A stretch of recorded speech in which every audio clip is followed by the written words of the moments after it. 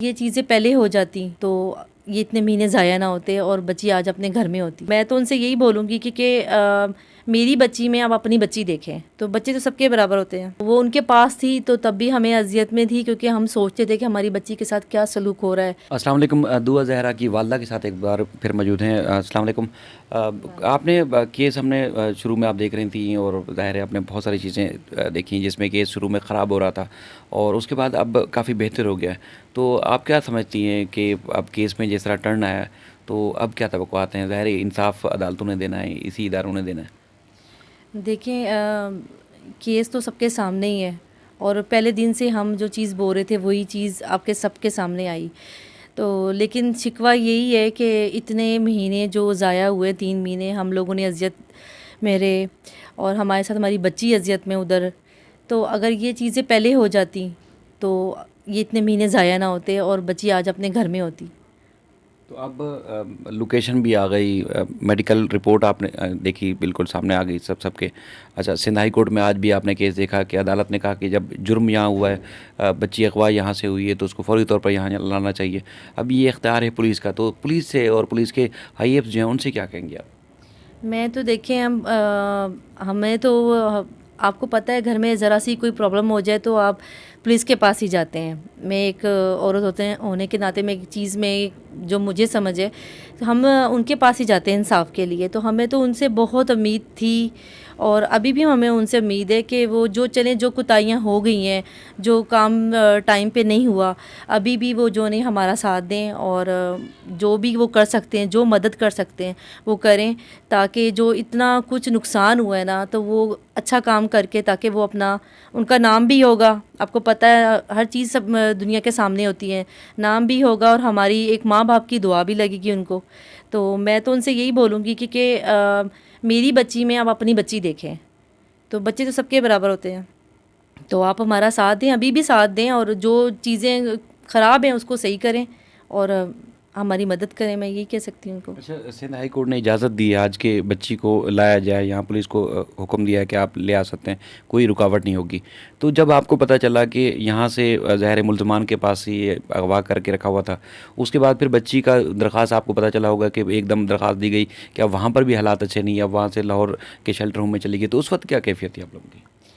मैं क्या बताऊँ, मेरे लिए तो वो सब दिन बराबर हैं, क्योंकि एक बच्चा और बच्ची जो घर से एक रात भी बाहर ना रहती हो, 1 घंटे के लिए भी बाहर ना जाती हो, और आप वो सोचें एक माँ बाप के लिए कितनी बड़ी तकलीफ़ दे कि वो 3-4 महीने वो बच्ची बाहर है। तो वो उनके पास थी तो तब भी हमें अज़ियत में थी, क्योंकि हम सोचते थे कि हमारी बच्ची के साथ क्या सलूक हो रहा है। और हम तो चलें तकलीफ़ में थे, अज़ियत में थे, लेकिन जब बच्ची का सोचते थे ना, तो यकीन करें कंट्रोल नहीं होता था कि कोई ऐसा मिले, कोई ऐसा फ़रिश्ता मिल जाए। या मैं सोचती थी क्या कोई हमारी पाकिस्तान में कोई एजेंसी नहीं है या कोई भी ऐसा नहीं रह गया, कोई ऐसा इंसान नहीं है कि जो जाके बच्ची को ले आए जाकर या हमें इंसाफ दे सके। तो हमें जज साहब से तो हमें पहले भी बहुत उम्मीद थी, वो पहले भी बहुत अच्छे थे और अभी भी आपने देख लिया है कि जो चीज़ें सही थी वो सब सामने आई। तो हमें तकलीफ़ तो यही थी कि अभी भी मेरी बच्ची दारुल अमान में है। तो आप सोचें एक बच्ची कहाँ अकेली बैठी हुई, एक तो शहर दूसरा और दारुल अमान में, वो घर तो नहीं होता ना, माँ बाप के पास तो बच्चा नहीं है, माँ बाप के पास सबसे सेफ़ होता है। और तो हम तो उसी दिन खुश होंगे जिस दिन हमारी बेटी हमारे सामने आएगी और घर आ जाए तो बहुत अच्छी बात है, क्योंकि अभी तो हम यही चाहते हैं कि सेफ़ हैंड में जाए। बेशक हमारे पास आए सेफ़ हैंड में जाए, लेकिन अगर घर आ जाएगी तो समझ लें हम दोबारा से ज़िंदा हो जाएंगे। यही है अच्छा, हमारे लिए। शुरू में जिस तरह एक तो बच्ची गई, पुलिस वालों ने भी बहुत सारी जगहों पर इल्ज़ाम लगता रहा पूरे ख़ानदान के ऊपर। उसके बाद फिर वहाँ जिन मुल्ज़मान के पास ही उनकी तरफ से भी इल्ज़ामात लगते रहे। अब अदालतों में यानी कि अब आपने उन इल्ज़ामात का जवाब नहीं दिया, किसी फ़ोरम पर किसी जगह आपने जवाब नहीं दिया, ख़ानदान ने जवाब नहीं दिया, लेकिन अब उन सब के झूठ अदालतों में बेनकाब हुए हैं। तो अब ये सारी चीज़ें कि जो झूठा कह रहे थे वो खुद झूठे साबित हो रहे हैं, तो उस पर क्या रिएक्शन था आप लोगों का? देखें, मैं आपको बताऊं, मैं ये जो 5-6 लोगों का टोला बैठता है, यकीन करें कि मैं उनको नहीं देखती। मुझे लोगों से पता चलता है कि ये बोल रहे हैं, वो बोल रहे हैं, वो बोल रहे हैं। वो कहते हैं ना कि कीचड़ में पत्थर मारे तो अपने ऊपर ही आएगा। तो बात ये कि उनका मुँह है, उनका किरदार है, वो जो उनकी तरबियत है वो उन्होंने बोलना है। हम जो हैं हमें उनको जवाब दे नहीं है, हमने तो अदालतों से इंसाफ लेना है। तो मैं तो उनका देखती भी नहीं हूँ, सुनती भी नहीं हूँ, वो क्या भौंक रहे हैं क्या नहीं भौंक रहे। तो मतलब उनकी इतनी हैसियत नहीं है कि हम उनको जवाब दें कि वो क्या इल्ज़ामात लगा। और हमें तो शुरू दिन से पता है कि ये लोग जो ना सबसे पहले ही किरदार कशी करते हैं और इल्ज़ामात लगा। मेरे भाई, मेरे मेरे मेरे जो बाहर भाई हैं बेचारे, उनको नहीं छोड़ा, ख़ानदान वालों को नहीं छोड़ा, बाप को जलील करते रहे।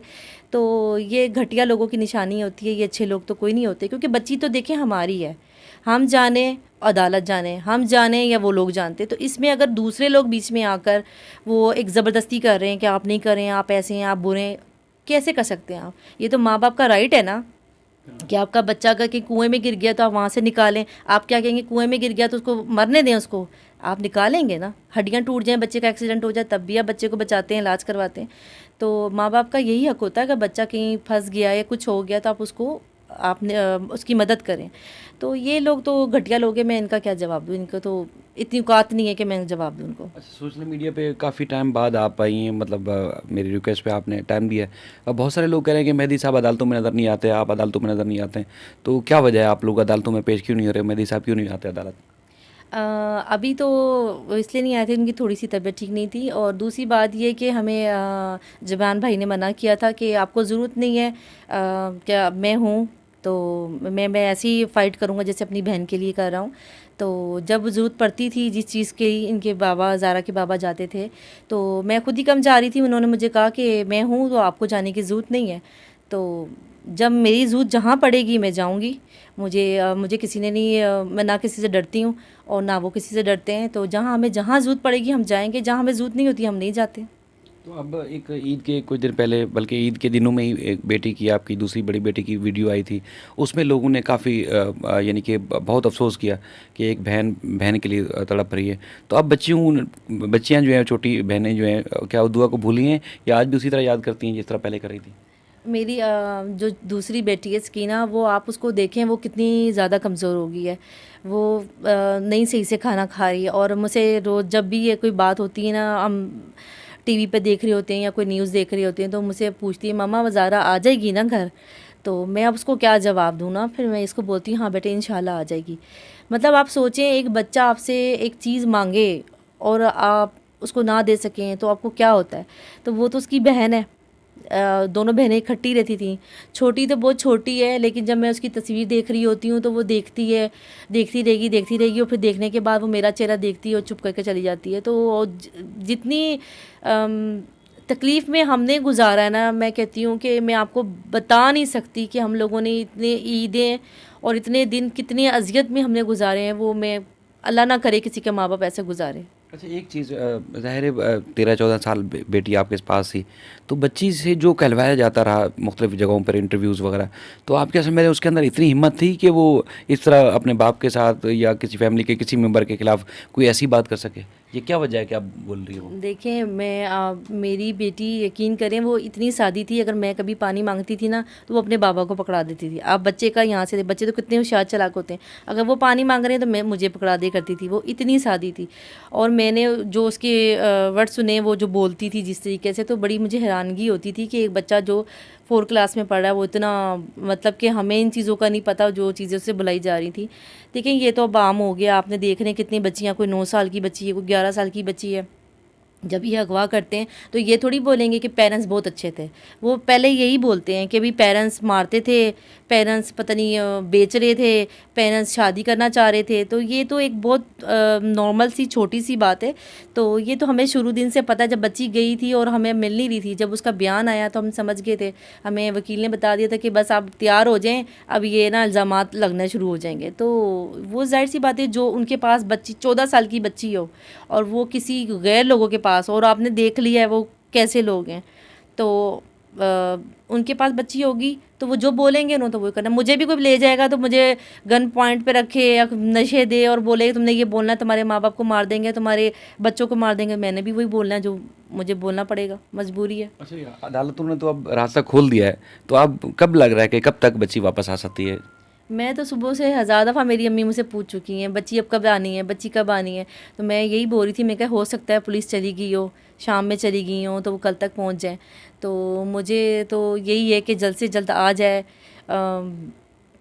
बस यकीन करें यहाँ पे ना सब्र करके बैठे हुए हैं और अल्लाह पे छोड़ा हुआ है हमने हमने अल्लाह पे छोड़ दिया। जब हमारा केस ख़राब हुआ तब भी अल्लाह पे छोड़ दिया था कि अल्लाह बड़ा बेनियाज है, वो देख रहा है, ये हमारे साथ ज़्यादती नहीं होगी। फिर आपने देखा कि सब चीज़ें क्लियर हुई, तो अभी भी हमने अल्लाह पे छोड़ा है। इंशाअल्लाह ताला अल्लाह ताला हमें मायूस नहीं करेंगे। चलें, आपका बहुत शुक्रिया। वैसे बहुत सारे लोग सवाल कर रहे थे मेहदी अली काज़मी साहब नहीं आते अदालतों में, आप नहीं आती, तो इसलिए मैंने कोशिश की कि उन लोगों को जवाब भी दिया जा सके कि मेहदी साहब भी बिल्कुल फ़िट हैं और आप भी फ़िट हैं, और अदालतों में चूँकि ज़रूरत जब पड़ती है तो वकील बुलाते हैं, और जब ज़रूरत नहीं पड़ती, अब वकील को दलाइल देने होते हैं, तो यकीनन जबरान नासिर एक काबिल वकील हैं, और जो अब तक केस का जो है वो रुख भी तब्दील हो चुका है, तो इसलिए वो फ़ाइट करते हैं, तो इनकी जाने की ज़रूरत नहीं पड़ती। तो जब ज़रूरत पड़ेगी तो तब अदालत में जाना भी पड़ेगा, तो तब भी जाएंगे।